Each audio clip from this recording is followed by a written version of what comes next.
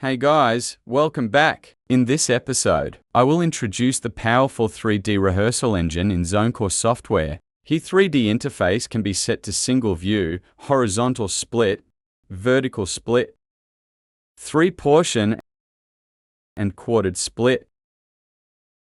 In each split screen, you can switch between different modes, like top view,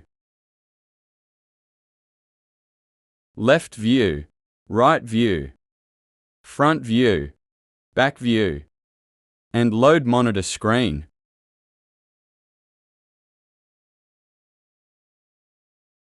You can also add center, mark, and change its color. Add thirds grid.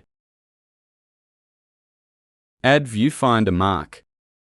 And vertically flip the screen or horizontally flip it.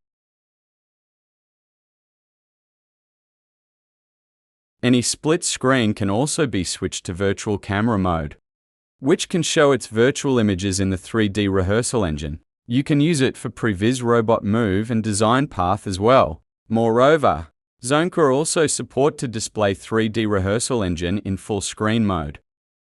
And you can click Restore Layout to return to the default settings. Okay, that is all. Please stay tuned for the next episode.